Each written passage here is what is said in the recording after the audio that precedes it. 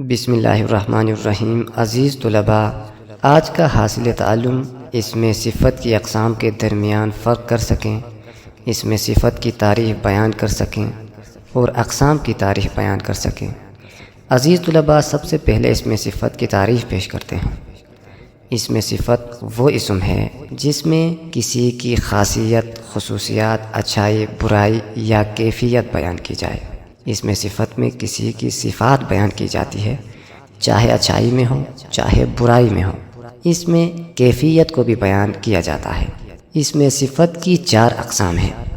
پہلی قسم ہے صفت نسبتی، دوسری قسم ہے صفت عددی، تیسری قسم ہے صفت ذاتی، چوتھی قسم ہے صفت مقداری۔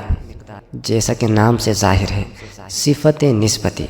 صفت نسبتی وہ اس میں صفت ہے جو کسی سے نسبت کو ظاہر کرے، کسی سے تعلق کو ظاہر کرے۔ مثلا ایرانی لڑکا ایران سے اس کا تعلق بنتا ہے تو یہ صفت نسبتی ہے۔ پاکستانی کرکٹر کا تعلق پاکستان سے ہے تو یہ نسبت کو ظاہر کرتا ہے، اس لیے یہ صفت نسبتی ہے۔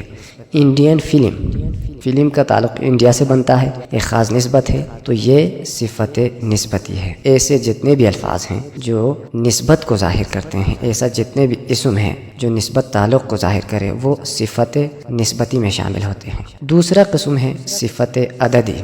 صفت عددی میں عدد ظاہر ہوتا ہے، کسی بھی چیز کی تعداد وہاں ظاہر ہوتی ہے۔ مثلا 4 دن، 10 سال، 5 مہینے، 8 لڑکے، ایسے جتنے بھی اسم ہیں جو تعداد وہاں ظاہر ہو تو وہ صفت عددی میں شامل ہوتے ہیں۔ اس کے بعد ہے صفت ذاتی۔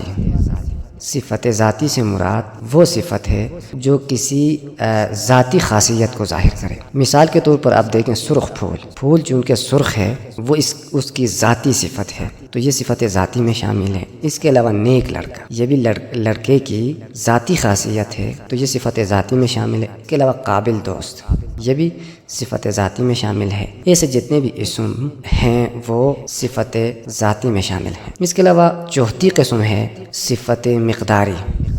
یہ ایسی اس میں صفت ہے جس میں مقدار ظاہر ہوں، یعنی دیکھیں چند لوگ، کچھ پرندے یا 10 کلو چاول، ایسے جتنے بھی اسم آپ کو ملیں گے یہ صفت مقداری میں شامل ہیں۔